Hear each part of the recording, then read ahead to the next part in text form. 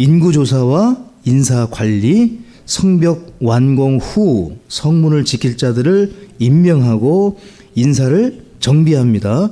1차 귀환자들의 명단을 확인하며 거룩한 씨를 보존하고 하나님의 체계를 바로 세웁니다. 제일 먼저 느헤미야가 성벽 완공 후에 이제 내실을 다지는 장면인데요. 이 성벽이라는 하드웨어가 갖춰지자 그 안을 채울 소프트웨어, 즉 이 사람들 인사 조치를 합니다. 사람들을 배치하는 거죠. 성벽 안에 이제 영적인 질서를 세우는데 먼저 1절부터 4절까지가 지도자들을 배치합니다. 가장 먼저 느헤미야가 한 일이 지도자를 적재적소에 배치합니다. 그래서 문지기, 노래하는 자들, 레위 사람들을 임명해서 성전의 임무와 성벽의 파수 임무를 맡깁니다. 자, 2절을 같이 보시죠. 2절 느헤미야 7장 2절을 읽고 한 번 더 기도하시겠습니다. 느헤미야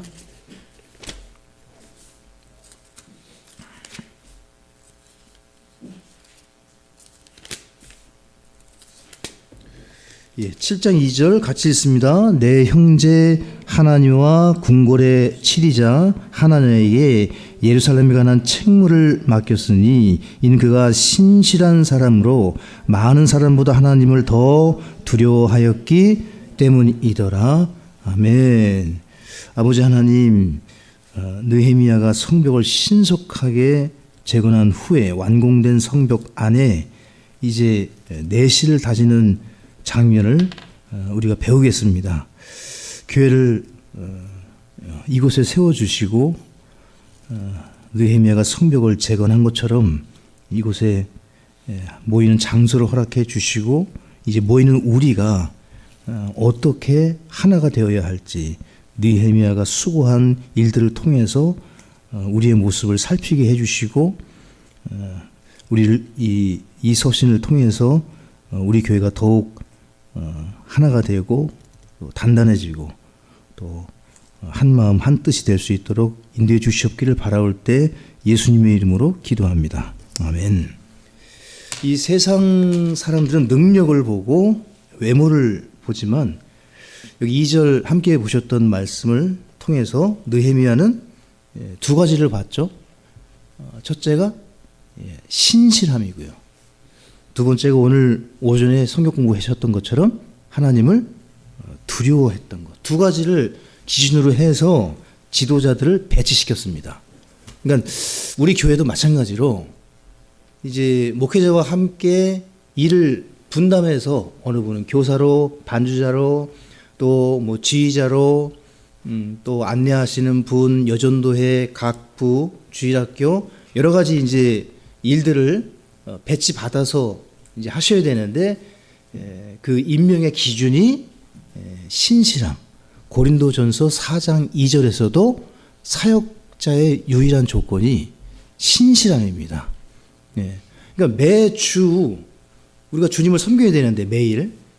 근데 어느 때는 이래서 빠지고 어느 때 또 저래서 빠지고 그러면 뭐 직장 생활도 마찬가지겠지만 참 일을 맡기기가 이게 조금 능력이 부족하더라도 그렇죠? 그러니까 하나님께서 보시는 것은 능력은 아니에요. 능력은 아니에요. 그러니까 능력이 있는 사람들을 위주로 쓰시면 아마 쓰임 받을 사람이 거의 없지 않을까 싶어요. 그러니까 하나님께서는 우리가 갖추고 있는 외모나 이 겉모습에 따른 이 이력이나 그런 것들을 보시는 것이 아니라 신실함, 하나님 앞에 성실함, 충성됨, 그리고 하나님을 두려워하는가 이걸 가장 중요한 기준으로 여겼습니다. 그래서 지도자를 배치한 뒤에 느헤미야가 5절부터 이 7장 69절까지 인구조사를 합니다. 근데 다윗이 인구조사 했던 거 기억나시죠? 하나님께 큰 재앙을 갖고 왔던 다윗이 인구조사를 했던 목적은 내가 얼마나 일을 잘했는가, 그 내 영토는 어디까지고 인구는 도대체 몇 명이나 있는지, 그러니까 개인의 야망과 욕심이 들어있었어요. 다윗의 연약함이었는데. 그래서 주위에서 그 요압 장군도 하지 마시라고, 하시면 안 된다고, 그 유대인 남자들을 할 때마다 반세겔씩 세금을 하나님께 성전에 바쳐야 된다고, 그 또 이 헌금을 걷어들이고 이 모든 일들이 무리한 일이 되기 때문에 하지 마시라고. 근데 그거 다 거절하고 했죠. 그리고 사탄이 그때 틈을 타가지고 사탄도 격동시켜가지고 다윗이 충성된 요압이고 뭐고 그냥 말을 듣지 않아요. 그리고 자기가 하고 싶은 대로 해가지고 이제 혼나는 장면인데, 여기서는 이 예루살렘 성벽을 재건하고 느헤미야가 하나님의 감동을 받아서 인구 조사를 합니다. 그러니까 하나님께서 느헤미야를 통해서 그 안에 이제 이스라엘이라는 이 정체성을 확립하기 위해서 하나님이 인구 조사를 명령합니다. 그래서 1차 귀환자였던 스룹바벨과 함께 온 사람들을 이때 명단을 작성해요. 5만여 명의 작성. 에스라 2장에 이제 이 부분이 나오고요. 그 다음에 인구 조사를 하면서 이 제사장들 계보를 파악합니다. 새롭게 족보를 쓰는 거예요.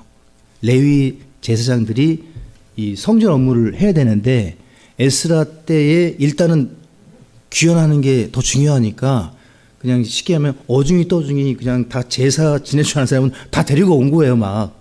근데 그거를 이제 정확하게 계보대로 아론의 계열, 또 레위 아론, 고핫, 그 레위 그 조상들 수에 따라서 쫙 해가지고 이 계보가 족보가 증명되지 못한 자들은 다 직무에서 배제시킵니다.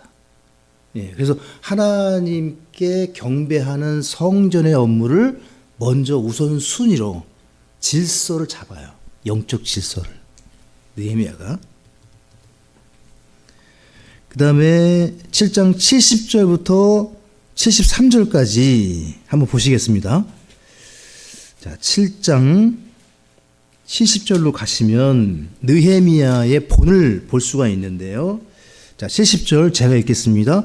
아버지들의 우두머리들 중에서 몇 사람이 그 일을 위해 예물을 드렸고 디르사다는, 이게 이제 느헤미야의 다른 이름인데 이 직무에 관련된 직위 타이틀입니다. 총독이라는 의미를 가지고 있는데요.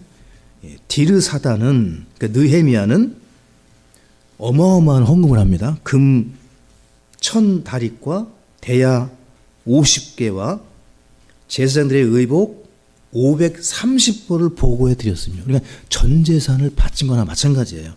또 아버지들의 우두머리들 중에서 몇 사람은 금 2만 다릿과 은 2200만회를 그 일을 위해 보고해 드렸고, 성전 보고해 드렸고, 백성 중에서 남은 자들이 드린 것은 금 2만 다릿과 은 2000만회와 제사장들의 의복 67벌이었더라. 그러니까 느헤미야가 바친 것은 백성들이 드린 것보다 훨씬 더 많은, 그러니까 본인이 귀환하면서 가지고 왔던 것들을 다 바친 거나 마찬가지예요. 느헤미야가 먼저 본을 보이자 73절에 이렇게 제사장들과 레위 사람들과 문지기들과 노래하는 자들과 백성 중에서 몇 사람과 느디님 사람들과 온 이스라엘이 자기 도시들에 거하였고, 7째 달이 되었을 때 이스라엘 자손이 자기 도시들에 어떻게 합니까? 거하였더라. 그러니까 이스라엘 백성이 성벽 안에 정체성을 갖고 거할 수 있도록 필요한 모든 재원을 누가 지금 앞장서서 헌금을 드리고 있습니까? 느헤미야와 지도자들이에요. 헌신된 지도자들이 솔선수범해서, 느헤미야가 먼저 그렇게 했겠지만 어마어마한 재물을 먼저 하나님께 드리자 백성들도 기쁘게 헌신합니다. 7장을 통해 배울 수 있는 교훈은, 첫째, 은사대로 배치하라는 겁니다. 은사에 따라서 찬양 지휘할 형제, 반주할 형제나 자매, 또 그 부분에 맞는 부분들을 찾아서 은사를 개발시키는 자가 목회자입니다. 그래서 컨디션을 묻고 무엇으로 섬길 수 있는지 묻고 신방하고 상담을 통해서 교사로 또 사역자로 이렇게 배치를 해야 되겠죠. 두 번째 교훈은 이 아까 2절 보셨듯이 그 일을 맡길 때 은사대로 일을 맡겨야 되는데 그 핵심은 신실함이다. 신실한 자를 세워야 돼요. 외모를 보고 세우면 안 된다는 겁니다. 능력을 따라서 헌금을 많이 하니까 선물을 많이 해주니까 절대 안 되고요. 신실함. 주님을 두려워하는가. 그 다음에 세 번째는 지도자, 사역자, 헌신된 은사대로 일을 하는 사람은 물질에 헌신을 보여야 됩니다. 그래서 우리 교회 같은 경우에 이 말씀에 따라 헌금 생활에 규칙적으로 회원의 의무를 다하는 자를 어떤 중요한 역할들을 맡길 때 그 부분도 살피지 않을 수 없죠. 12조를 하느냐, 헌금 생활을 규칙적으로 교회를 돕고 있는가, 건물 유지, 또 선교하는 일, 또 목회자 사례, 여러 부분 우리가 해야 될 그 부분들 다 충당하는 이 부분은 마음이 같이 모여져야 되겠죠. 그렇게 해서 이 물질에 있어서도 투명한 드림을 우선으로 하는 분들을 이제 세워야 되겠습니다.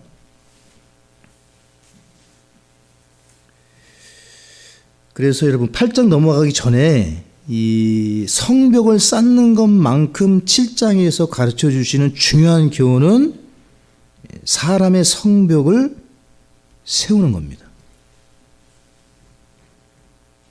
교회 안에 신실한 성도님들이 목회자와 함께 할 때 교회가 안정을 취할 수 있고 바르게 갈 수 있습니다. 그래서 목회자도 분별을 해야 되겠지만 성도님들께서도 그런 마음으로 기도해 주시고 그런 분들이 직분을 받고 세워질 수 있도록 이렇게 힘써야 되겠죠. 매우 중요한 부분입니다. 자, 8장으로 넘어가셔서 그 8장은요 너무나도 유명한 느헤미야에서 가장 유명한 장입니다. 여러분 교재 같이 읽겠습니다. 말씀 사역과 영적 부흥. 자, 시작. 서기관 에스라가 나무 강단에서 하나님의 율법책을 낭독합니다. 백성들은 말씀을 깨닫고 울며 회개하다가 그 주의 기쁨으로 힘을 얻습니다. 이들은 기록된 대로 장막절을 지키며 큰 기쁨을 누립니다. 말씀으로 세워지는 영적 부흥 사경의 8장입니다. 성벽이 육신의 보호막이라면 하나님의 말씀은 그 안에 생명입니다. 교회 안의 성도가 어떻게 변화되고 성장하는가? 하나님 말씀이 선포될 때입니다. 여러분의 믿음 성장은 하나님 말씀을 들을 때입니다. 선포되고 그 말씀이 마음에 들어갈 때예요. 혼자서도 할 수 있습니다. 혼자서도 말씀을 읽고 할 수 있습니다. 근데 하나님께서 모든 성도들로 하여금 지역교회에 속하게 하신 데는 이유가 있습니다. 지금까지. 이 느헤미야 말씀을 통해서 목회자에 대해서 얘기를 안 할 수가 없어서 자꾸 얘기하게 되는데 선포되는 생명의 말씀, 기록된 말씀, 선포하는 말씀 세 가지가 우리에게는 필요하다. 이것을 꼭 기억하시고 자, 1절부터 6절까지 보시게 되면 다 읽었으면 좋겠는데요. 시간상 여기 어디에 모이냐면 바로 아까 얘기했던 물문 앞 광장에 모입니다. 하나님 말씀을 의미하는 워터게이트. 물문에 백성들이 다 모여가지고 하나님 말씀 앞에 쓴 거죠. 그래서 그 물문에서 영적 씻김과 회복이 시작됩니다. 자, 8장 4절을 보시면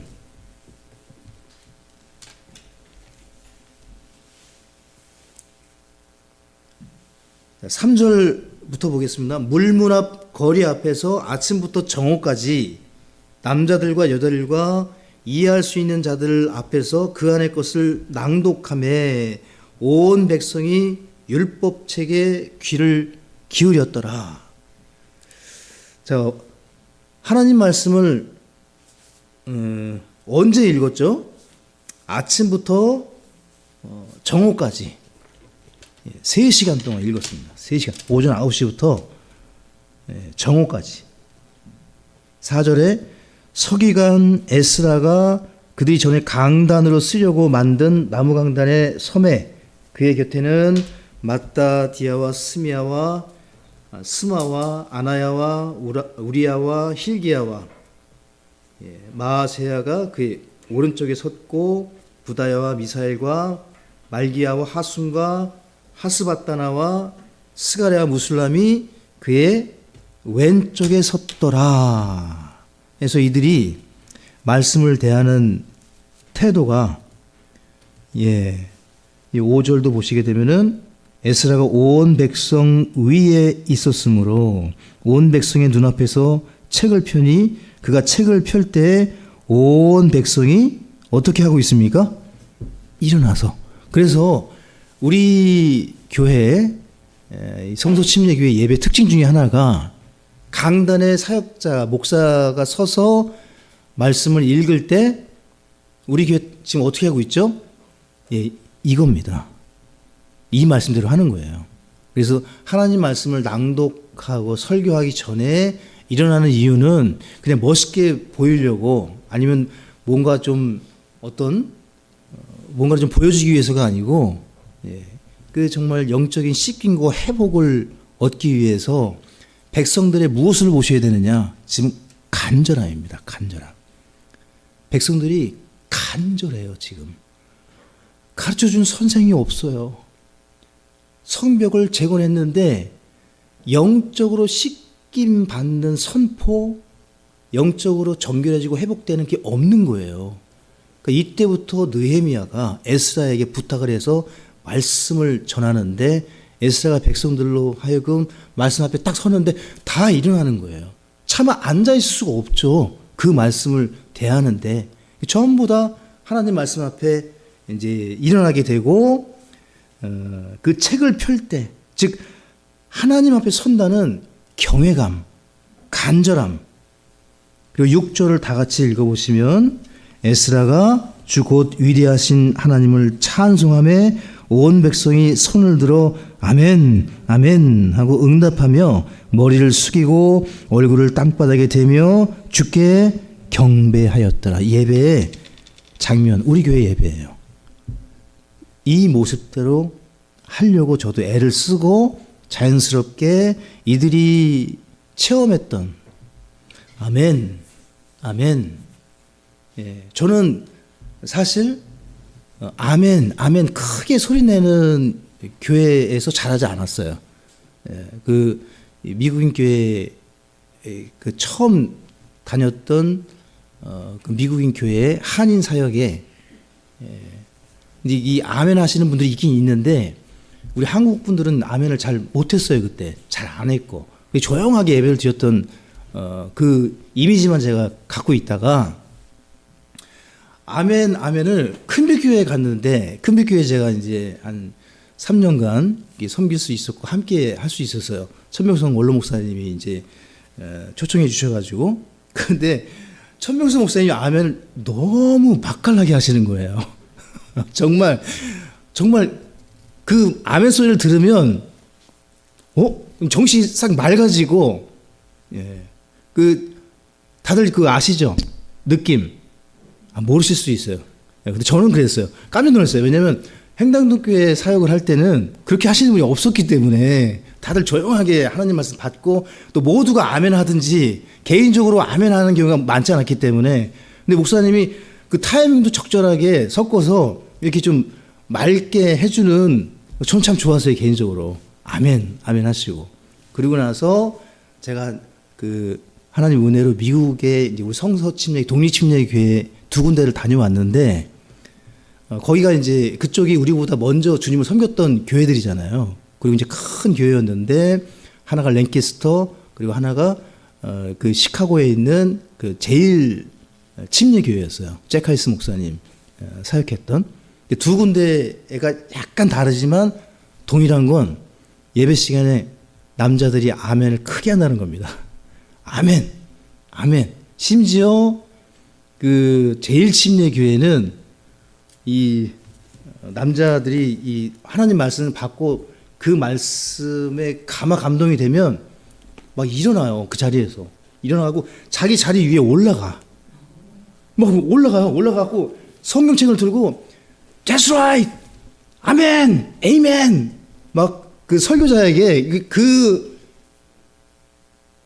강단에서 말씀을 전하고 있는데 그 형제가 일어나가지고 그 목사를 향해서 맞다고 당신 말이 맞고 그렇게 해야 된다고 하면은 어떤 마음이 들까요? 설교자가 같이 가는 거예요. 그 형제랑. 그럼 설교자가 더 힘차게 막 설교해요. 거기서 깜짝 놀랐고 그래서 그런 경험을 좀 하면서 저도 조금 바뀌었어요. 아, 말씀이 그 시간에 내게 임하면 또 찬송을 하다가도 맞다 그러면 예, 여러분 보시는 것처럼 제가 아멘이 많이 늘었어요. 그래서 꼭 저처럼 하시라는 건 아니고 말씀이 이렇게 마음에 다가오고 또 아멘으로 화답하기 원하시면 전혀 이상한 것이 아니다. 저는 그렇게 생각하고 예배를 드립니다. 그래서 너무 아멘을 아끼지 마시고 아멘 하실 수 있으면 하셔도 되겠습니다. 예, 지금처럼 하셔도 돼요. 왜냐하면 아까 그 미국 교회를 예를 들었는데 거기 또 여성들은 또 조용해요. 예, 조용해요 진짜. 그 두 교회가 자매님들은 아무도 소리 내시는 분이 없어요. 다 누가 해요? 형제들이. 예. 그래서 희한해요. 지금도 그래요. 미국인 교회에 물어보면은 자매님들은 교회 안에 조용해요. 예. 참고하시고 예. 그래서 화답을 합니다. 아멘, 아멘으로 화답하고 손을 들었고요. 몸을 굽혀서 주님께 경배했습니다. 오늘날 우리가 드려야 될 참된 예배의 원형이 바로 이 구절입니다. 8장 6절입니다. 그래서 하나님 말씀을 철저하게 낭독을 했는데요. 기본적으로 3시간이고 여기 8장 전체를 읽어보면은 6시간 동안 말씀을 경청합니다. 그래서 영적인 부흥은 말씀에 귀를 기울이는 것에서 시작된다는 것을 볼 수가 있고요. 에스라가 또 레위 사람들이 성경을 읽어줍니다. 낭독을 해주고 8절에 보시게 되면은 이렇게 그들이 하나님의 율법책의 말씀들을 명료하게 낭독하고 의미를 알려주어 백성이 그 낭독한 것을 이해하게 하니라. 그래서 성경을 낭독하고 이해하도록 설교를 했던 것입니다. 지금 우리가 하는 것처럼. 그때 백성들의 반응이 9절에 보시게 되면 애통해하면서 웁니다. 말씀을 듣고 설교를 듣고 깨달음이 오자 자신의 죄를 발견하고 울기 시작합니다. 이 하나님의 말씀이 유일하게 죄를 회개케 하는 거울이기 때문에 세상 그 어떤 가르침이나 책들도 이러한 역사를 일으킬 수가 없습니다. 예. 죄를 지적하고 찔러주고 애통케 하는 유일한 책, 하나님의 말씀이죠. 그 이후에 10절, 9절은 애통해야 하고요.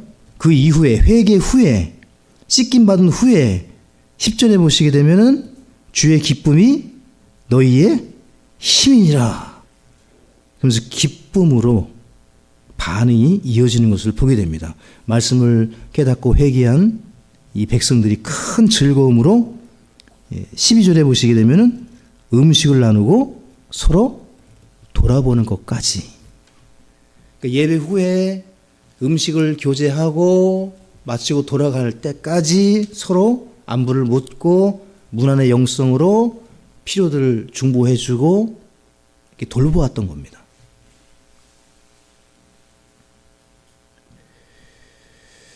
그리고 여러분 13절부터 18절까지 보시게 되면은 그 유명한 장막절, 초막절, 장막절이죠. 정확하게 장막절. 일곱째 달에 장막에 거해야 된다는 기록을 율법을 낭독하다가 발견하게 되자 즉시 여기 13절에 보시게 되면은 이 백성들이 그 말씀을 듣고 깨닫자 장막절을 지켜야 된다. 그러니까 즉시 움직입니다. 우리 오전에 함께 말씀을 들었던 것처럼 즉각적으로 나뭇가지를 가져와서 14절, 15절 초막을 짓고 큰 기쁨이 17절에 보시게 되면은 넘치는 것을 보게 됩니다. 이 장막절을 7일 동안 지켜야 되는데 7일 동안 무엇을 한 것입니까? 초막을 지어서 하나님 말씀을 들었던 겁니다. 에스라와 제사장들은 율법책을 낭독하고 설명했습니다. 이 영적 부흥은 하나님 말씀 중심으로 일어나야 한다는 진리를 우리가 또 한 번 깨닫습니다. 영적 성장과 부흥은 기록된 말씀을 읽고 그 의미를 명료하게 명확하게 깨닫는 것, 이게 영적 부흥입니다. 영적 부흥은 뒤로 넘어지거나 뭐 신유의 은사를 받거나 막 감정이 복받쳐가지고 막 날아갈 듯하고 막 그런 게 아니고, 여기 느헤미야 8장에 백성들이 쓰러진 사람이 단 한 명도 없어요. 통성하고 뭐 지금 뭐 그런 사람이 없어요. 그냥 울고 돌이켜서 말씀을 깨닫고 어떻게 해요? 기뻐하고 가진 건 나누고 돌아보고. 우리가 하는 거예요, 지금. 여러분과 우리가 지금 교회에서 하고 있는 일이에요. 예배 모습하고 아주 비슷합니다. 우리가 드리는 예배, 기록된 말씀을 읽고 명확히 깨닫는 데서부터 인격적인 변화와 감정이 뒤따르는 것을 보게 됩니다. 즉, fact, faith, feeling. 이게 느헤미야 8장의 순서거든요. 기록된 말씀, 그렇죠? 그걸 믿으면 깨달음이 와서 feeling, 기뻐하는. 이게 정상적인, 그리고 구약의 율법 시대에도 이스라엘이 하나님께 인도받았던, 지금 우리가 똑같이 현재 성서 침략에 위해서 행하는 이 모든 일들이 성경 중심적이라는 사실을 보시고 계속 우리가 이렇게 예배를 영과 진리 안에서 드려야 될 것입니다. 여러분, 우리가 느헤미야서를 지난주에 볼 때 이 느헤미야서의 특징 중에 하나가 느헤미야 1장 11절에 느헤미야의 간절한 눈물의 기도라고 말씀을 드렸습니다. 즉, 한 사람의 기도를 통해서 하나님이 한 민족을 말씀으로 돌이키는 책이 느헤미야입니다. 성벽 재건을 위해서 하나님이 그를 부르셔서 쓰시는데 하나님께는 한 사람으로 충분했다는 거죠. 하나님 말씀을 바르게 깨달아서 순종하는 한 사람, 우리에게도 이 한 사람이 필요하고 하나님께는 충분합니다. 느헤미야 한 사람으로 인해서 백성이 전체가 이 영적인 부흥을 맛봅니다. 그 한 사람이 지금 현재 우리 각자가 돼야 될 줄로 믿습니다. 여기서 목사님 저는 아니고 제 옆에 아니면 내 앞에 이렇게 하시면 안 됩니다. 그 사람이 나일 수 있다. 그 나입니다라고 하시면 제대로 말씀을 들으시는 것이라고 믿고요. 9장으로 넘어가겠습니다. 이 9장에서는 백성들이 금식을 합니다. 여러분 교재에 같이 있습니다.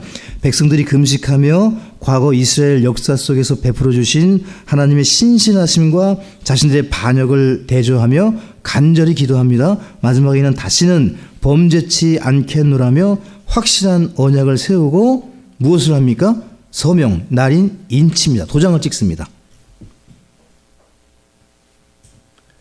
너무 멋진 장면이죠.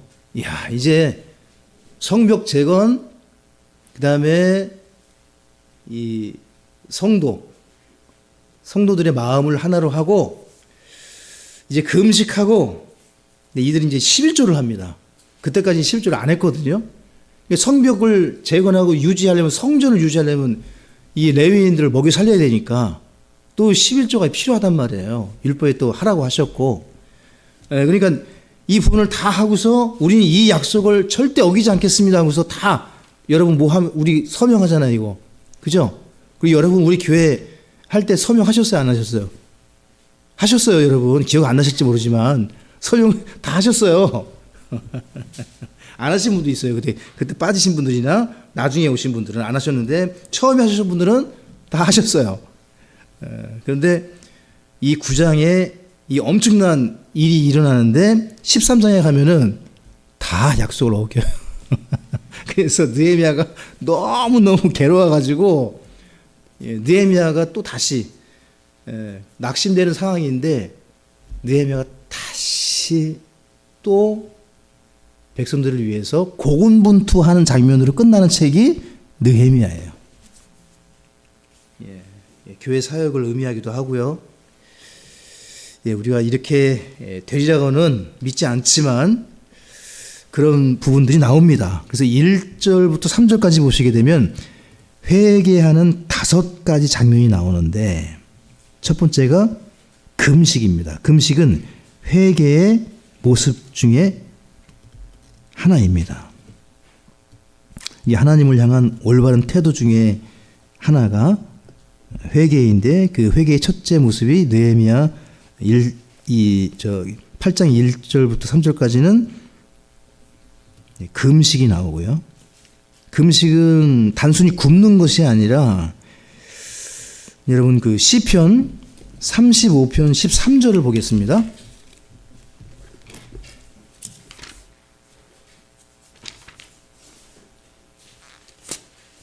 자, 금식을 우리도 해야 될 때가 있는데 자, 35편 13절을 보시면 같이 보시겠습니다.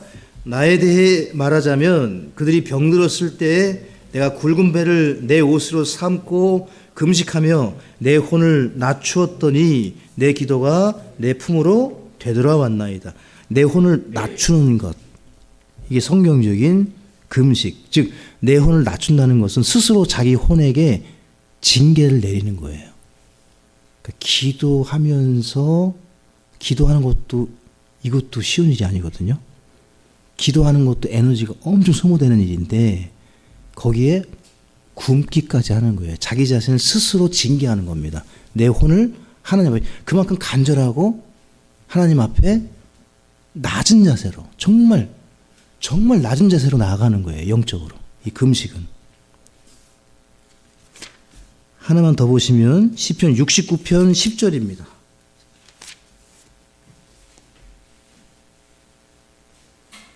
같이 읽겠습니다. 내가 울며 금식으로 내 혼을 징계할 때에 그것이 내게 모욕거리가 되었고, 그만큼 모욕거리가 될 만큼 자기 자신을 스스로 징계하는 것, 이 금식이에요. 그래서 어떤 류는 기도와 금식 외에는 응답이 안 된다고 하셨거든요. 그만큼 금식도 주님이 가르쳐 주신 기도 중에 하나고 우리에게 필요한 부분 중에 하나입니다. 그래서 정말 하나님 앞에 낮은 자세로 간절함을 보이고 싶을 때는 금식이 필요하다. 그만큼 간절하고 애절하고 스스로 징계를 내린 것 같이 집중하는 태도죠. 내가 내 생명을 죽이는 육신을 굶기면서까지 절제하는 상태로 하나님께 간절함을 보이는 거니까요. 굉장히 그 기도 제목에 집중을 하고 있는 것과 마찬가지입니다. 그만큼 간절한 거죠. 자, 두 번째 회개의 모습은 겸손입니다. 굵은 베옷을 입는다고 아까 보셨잖아요. 굵은 베옷을 입는다는 것 자체가 성경은 겸손을 의미합니다. 그리고 세 번째 회개의 모습이 분리하는 겁니다. 이 백성들이 타국인과 자신을 분리합니다. 이 세상과 죄로부터 분리되는 첫걸음, 거룩의 첫걸음이 이 회개입니다.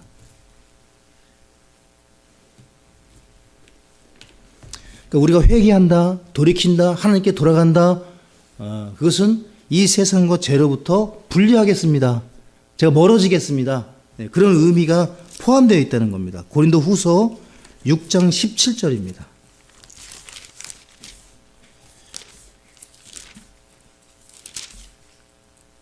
자, 오늘은 좀 조금 세세하게 살핀다 생각하시고 좀 더 찾아보겠습니다. 고린도 후서 6장 17절 같이 읽습니다. 주가 말하노라. 그러므로 너희는 저들 가운데서 나와 너희 자신을 분리하고 부정한 것을 만지지 말라. 그러면 내가 너희를 받아들여. 그러니까 이 금식하고 회개한 장면. 그러니까 이들이 얼마나 지금 철저하게 회개하는지 보이세요? 금식하고 굵은 베옷을 입고 겸손하게 하나님 앞에 나가면서 지금 거기에 분리하겠습니다. 그래서 이 그 타국인들하고 이제 분리하는 거예요. 하나님이 혼인하지 말라고 했거든요. 근데 이들이 그냥 막 자기 마음대로 율법 없이 그 했던 모든 것을 지금 분리하는 작업을 실제로 합니다. 그리고 회개의 네 번째 모습이 고백, 자백입니다. 여기 느헤미야가 자신의 죄와 더불어서 조상들의 불법을 자백합니다. 죄를 숨기지 않고 자백해요.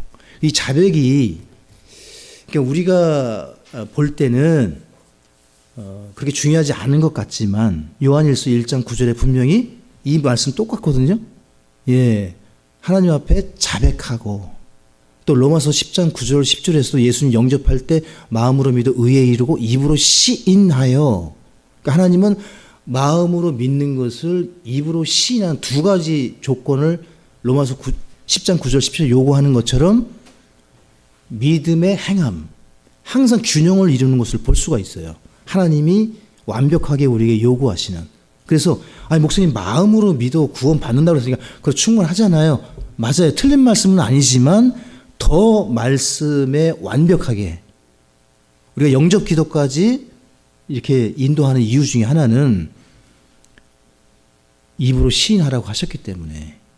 그래서 마음으로 믿는 것을 공개적으로 시인할 수 있는가. 하나님 앞에 마음으로 믿는 것을 시인하는, 자백하는, 고백하는. 그게 회개의 한 모습이기 때문에. 예, 여기 느헤미야에서도 백성들이 죄를 숨기지 않고 시인할 때 하나님의 용서가 임한다는 겁니다. 요한일서 1장 9절에 만일 우리가 우리 죄를 자백하면 저는 미쁘시고 의로우사 우리 죄를 사하시며. 제가 암송은 다 개역으로 해가지고요. 여러분 그렇게 이해하시고 시편 32편 5절 하나만 더 참고로 보겠습니다. 시편 32편 5절입니다.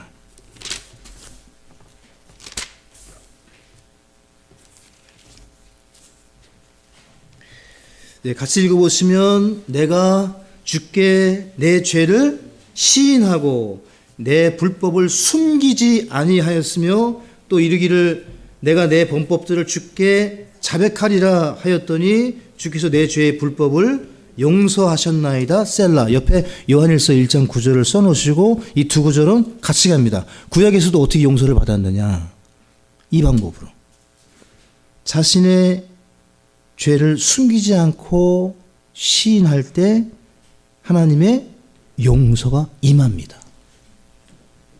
그러니까 마음으로 돌이켜 입으로 자백하고 시인하면 믿으셔야 돼요. 하나님의 용서가 임한다. 하나님의 용서가 임한다. 그 다음 마지막 회개의 모습이 경배입니다. 경배. 진정한 회개는 경배로 이어집니다. 아까 우리가 몇 시간 말씀을 읽었다고 그랬죠? 3시간. 오전 9시부터 정오까지. 그 다음에 여기 보시게 되면 몇 절이죠? 3절인가요? 가만있어 보자. 예. 3시간 율법책을 읽고 3시간 경배합니다. 그러니까 총 6시간을 서가지고, 말씀 앞에 서가지고 말씀을 듣고 깨달은 뒤에 회개, 자복, 울고 기쁘고 서로 막 하면서 3시간 뭐 하고 있는 거예요?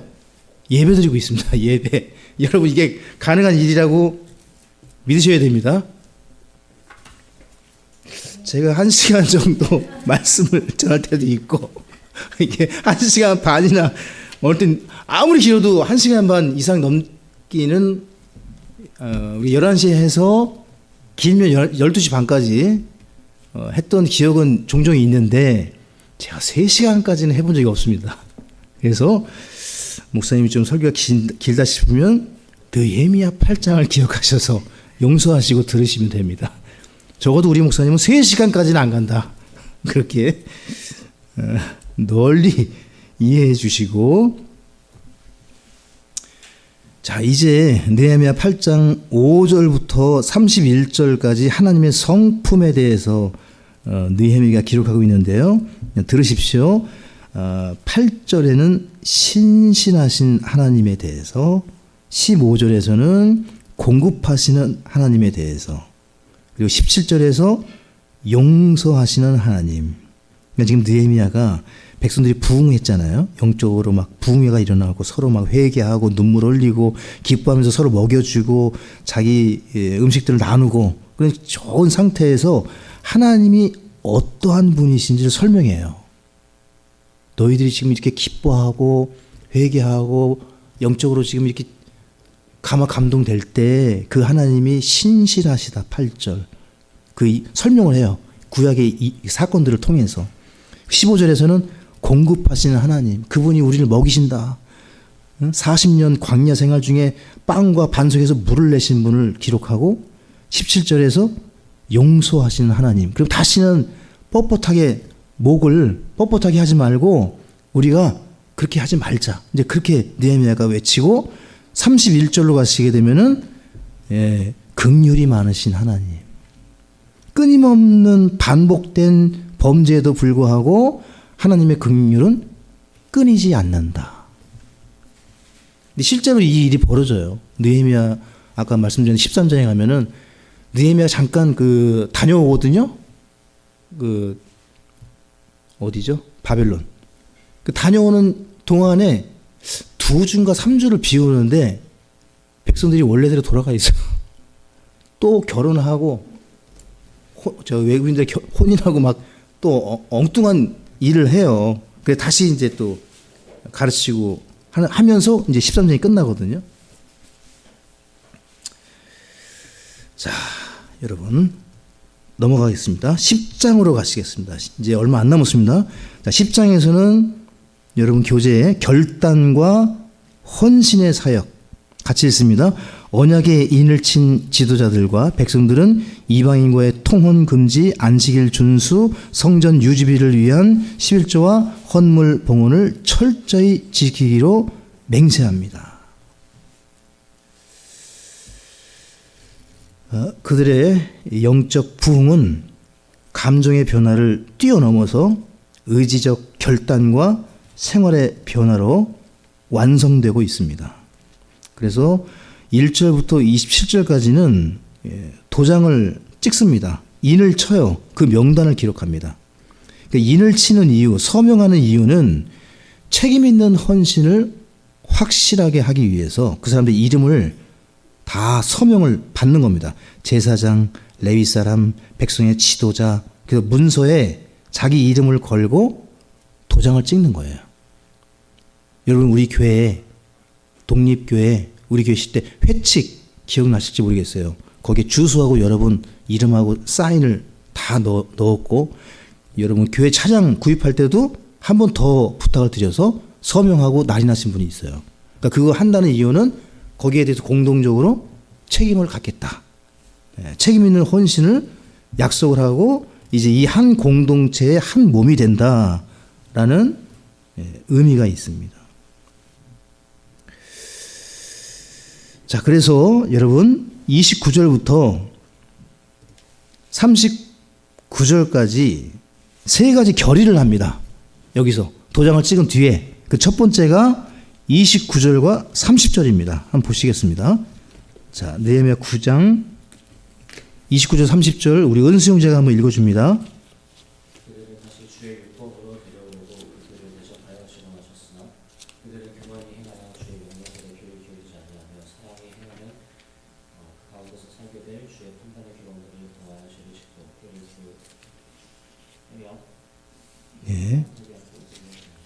예. 그러니까 율법, 하나님의 말씀을 최종 권위로 인정하는 결의를 합니다. 하나님의 종 모세를 통해 주어진 율법 안에서 살겠습니다. 라고 29절과 30절에 결의를 하면서 거룩한 씨를 보존하기 위해서 어떻게 하죠? 이방인과의 통혼을 금지합니다. 자, 왜 이 통혼을 그토록 계속해서 금지하는가? 이스라엘 백성들에게 이것은 영적 순결을 지키기 위한 구별된 삶이었기 때문에 이렇게 강조하고 있는 거예요. 구약에서는. 그러니까 구약의 축복, 하나님의 역사는 눈에 보이는 땅, 그리고 실제로 나병이 생기지 않든지 실제로 그들의 수명이 연장되든지 눈에 보이는 손으로 만질 수 있는 복들을 주셨어요. 눈에 보이는 복들을. 근데 신약에서는 보이지 않는 하늘에 속한 복들을 더 많이 주셨기 때문에 우리에게는 이런 일이 없습니다. 보편적으로 없어요. 지금 뭐 기적을 행하거나 질병 치유, 뭐 병이 낫거나 이것은 말씀 중심의 신앙생활에서 격가지예요. 그게 우선순위도 아니고 중심이 아닌데 구약은 실제로 하나님이 그렇게 일을 하셔서 내가 아무리 나는 유대인이고 나는 마음이 정결해. 근데 아내가 이방인이에요. 그럼 이건 안 되는 거예요. 이 구약 시대에는 그게 하나님 보실 때 마음이 그렇다 할지라도 눈에 보이는 그 결과가 외적인 일이 이게 이방 여인과 결혼했다. 그럼 이미 부정한 거예요. 일부러 어긴 거예요. 눈에 보이는 대로 이들은 믿은 거예요, 그냥. 그래서 통혼을 금지시킨 겁니다.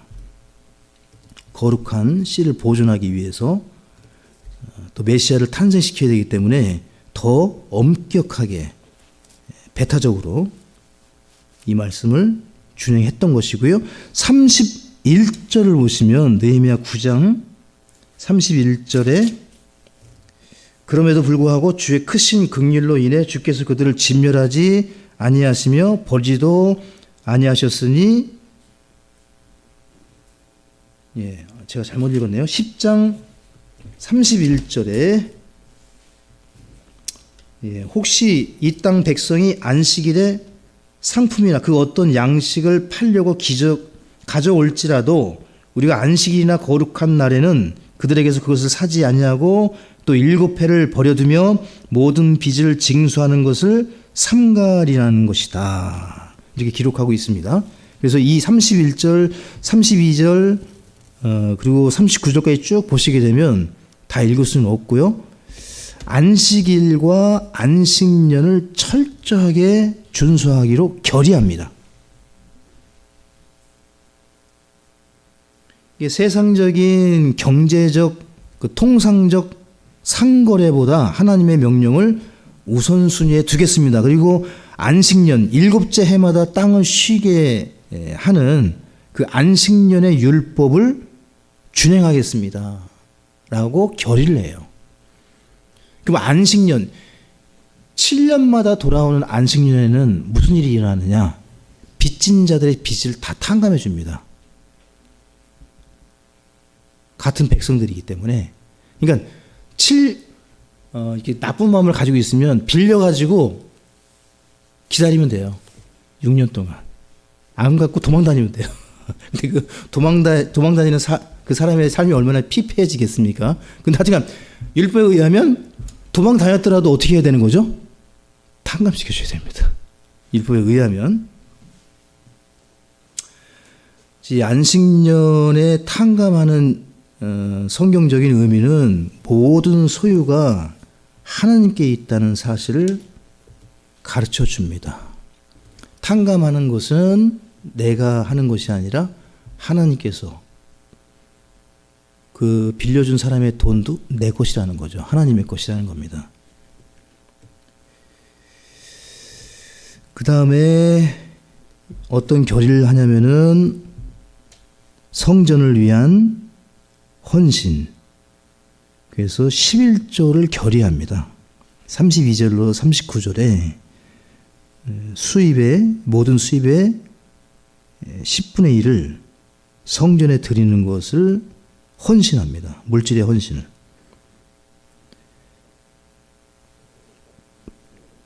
(39절) 보시게 되면 느헤미야 10장 마지막 절인가요? 39절에 이는 이스라엘 자손과 레위 자손이 곡식과 새 포도즙과 기름의 헌물을 가져다가 성소의 기구들과 섬기는 제사장들과 문지기들과 노래하는 자들이 있는 방들에 두어야 할 것이기 때문이니라. 그리하여 우리가 우리 하나님의 집을 어떻게 하고 있습니까? 내버려 두지 아니하리라. 그러니까 하나님의 집 성전을 버려두지 않겠다는 결의, 그 중에 하나가 그 성전을 유지해야 되기 때문에 유지비로 11조를 냈던 거예요.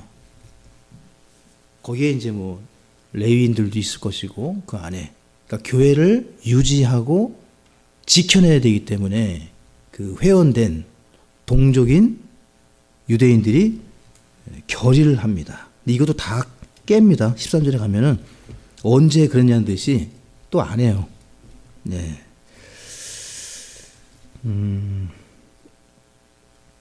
자, 11장으로 가시면 여러분 교재 11장 거주지가 배치되는데요. 같이 읽습니다. 텅 빈 예루살렘 성을 채우기 위해 제비를 뽑아 백성의 10분의 1을 예루살렘에 거주하게 하고 나머지는 주변 도시로 배치하여 신전 국가의 기틀을 확립합니다. 이 전략적으로 예루살렘 거주를 위해서 10분의 1을 두고 또 나머지를 다른 곳에 배치하면서 예루살렘에 상주할 수 있도록 이제 느헤미야가 지도력을 발휘합니다. 자, 그럼 10분의 1을 뽑아서 느헤미야가 예루살렘 성 안에 백성들의 10분의 1을 살게 하고 나머지 10분의 9는 어떻게 된 거예요? 제비를 뽑습니다. 여기서 제비를 뽑아가지고 각 이스라엘 땅으로 흩어져 각 지파별로 보내는 거예요. 예.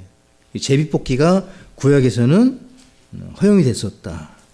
근데 흥미롭게도 신약에서는 12사도 중에 유다를 대신한 사도 외에는 제비 뽑기가 없습니다. 신약적인 방법은 아니에요. 제비 뽑기가. 예. 참고로 그냥.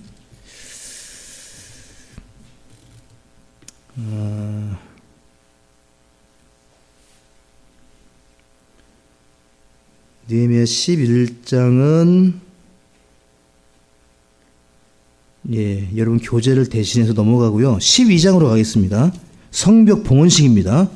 성벽 봉헌식 같이 읽습니다. 제사장과 레위 사람들의 계보를 정리하고 찬양대와 함께 성벽 위를 행진하며 성대한 성벽 봉헌식을 거행합니다. 예루살렘의 즐거워하는 소리가 멀리까지 들리는 축제의 장이 됩니다. 이 성벽 재건이 단순히 돌을 쌓아 올리는 벽돌 작업이 아니라 하나님 백성들의 정체성을 회복하는 과정이었다는 겁니다. 그래서 이 모든 과정을 찬양으로 하나님께 영광을 돌리는 장면이 느헤미야 마지막 부분의 12장입니다. 다시 한번 1절부터 26절까지는 거룩한 직무를 이은 귀한 자들의 족보, 계보를 다시 한번 확인하고 그 계보를 기록합니다. 성경은 이 영적 계보의 중요성을 계속 반복해서 하나님의 성전에서 섬기는 자들의 이름을 계속 기록하고 있습니다. 느헤미야가. 성경 책의 중요성을 요한계시록 22장에 책들과 생명책이 나오는 것처럼 그 책에 기록되는 이름을 하나님이 소중히 여기신다는 사실을 우리가 배울 수 있습니다. 우리의 이름이 어디에 기록되어 있는가? 책들과 생명책, 두 권의 책은 나중에 한 권으로 합쳐질 것입니다. 그것이 성경책이라고 저는 보는데, 이 성경 구약과 신약에 하나님의 사람들의 이름이 수도 없이 기록되고 있는데 성경의 주 목적 중에 하나가 이름이에요. 아담부터 시작해서 여기 느헤미야 우리 읽었지만 사람 이름이 얼마나 많이 나옵니까? 그러니까 계속 이름을 하나님이 다 아시는 거예요. 여기 성경에 나오는 수만의 이름을 하나님이 다 아시는 거예요. 그러니까 한 사람 한 사람 머리카락 다 세듯이 제 이름을 누가 알고 계시는 거죠? 하나님이 알고 계십니다. 꼭 기억하시고 하나님께 자신의 사정을 형편을 아뢰는 우리 성도님이 되시기 바라고, 27절부터 43절까지가 성벽 봉헌식입니다. 그래서 30절에 보시게 되면은 먼저 자신을 정결하게 하고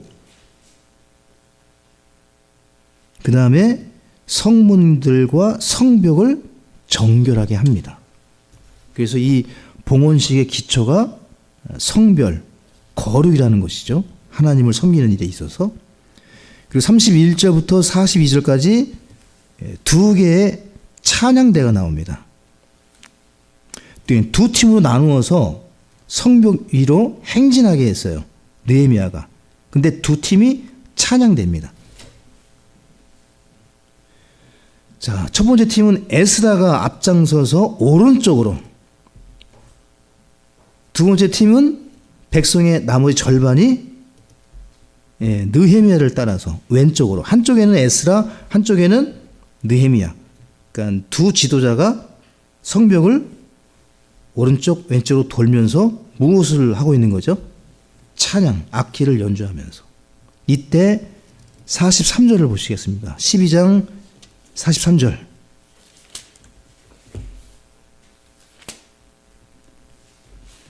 같이 읽겠습니다. 또한 그날 그들이 큰 희생물을 드리고 기뻐하였으니 이는 하나님께서 큰 기쁨으로 그들을 기쁘게 하셨기 때문이더라. 아내들과 아이들도 기뻐하였으므로 예루살렘 기뻐하는 소리가 멀리서도 들렸더라. 즉 이들의 기쁨이 최고조에 이르는 모습인데 하늘에 들리는 기쁨입니다. 얼마나 사무쳤으면 어린아이부터 아이들까지 두 팀으로 나뉘어 가지고 온 성에 하나님을 높이는 찬양이 희생물을 드리면서 그 소리가 얼마나 컸던지 멀리까지. 이 기쁨은 하나님의 기쁨이었습니다. 이 기쁨은 백성들의 기쁨이라기보다는 하나님의 기쁨을 그들이 동참해서 기뻐하며 찬양했어요.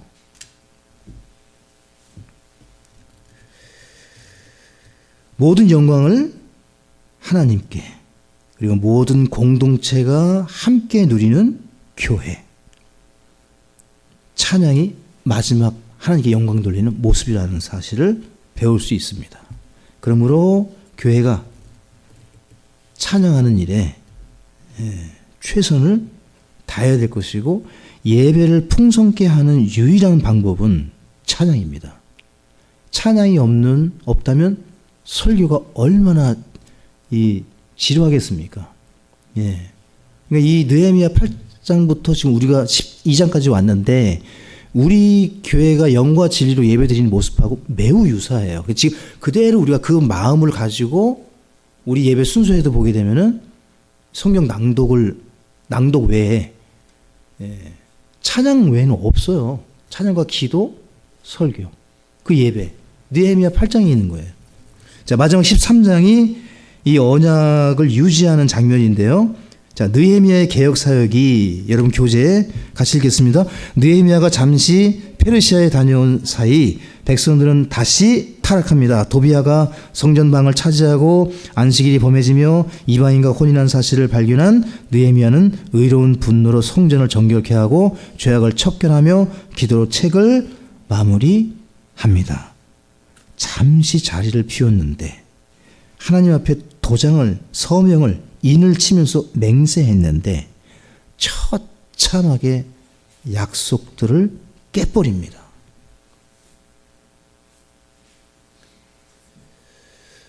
느헤미야가 낙심이 됐겠지만 백성들로 인해서 1절부터 9절까지 보시게 되면 다시 단호하게 분리합니다. 분리 작업을 해요. 그래서 이방인들을 분리시키고 제사장 엘리야십이 원수 도비야를 위해서 성전의 큰 방을 내주었던 이 실책을 과감하게 분리시켜서 가증한 자를 내쫓습니다. 사람을 두려워해서 올무에 빠졌죠. 엘리야십이. 느헤미야는 사람을 두려워하지 않고 그 누구라도 하나님의 방에 이방인이 있을 수 없다.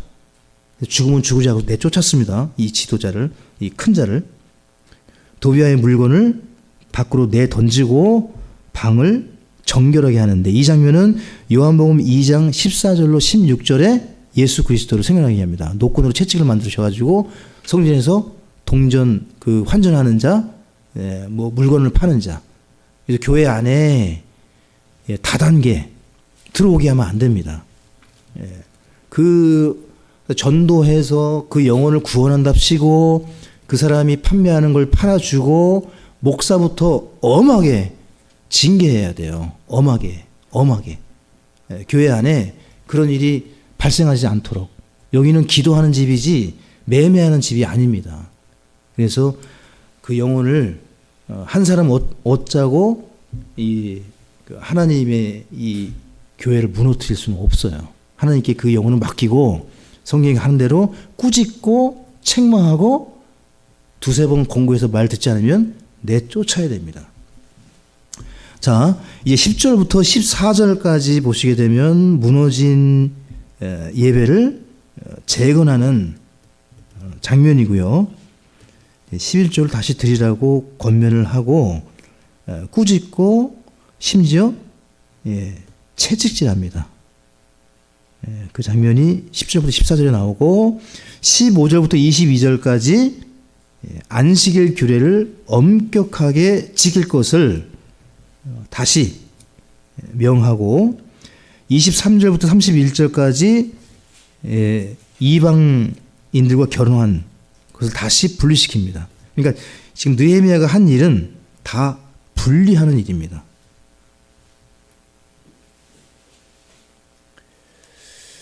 그래서 이방 여인과 결혼해서 낳은 아이들까지 다 분리시킵니다. 참 이게 인간적으로는 할 수 없는 일인데 하나님 앞에서 느헤미야가 과감하게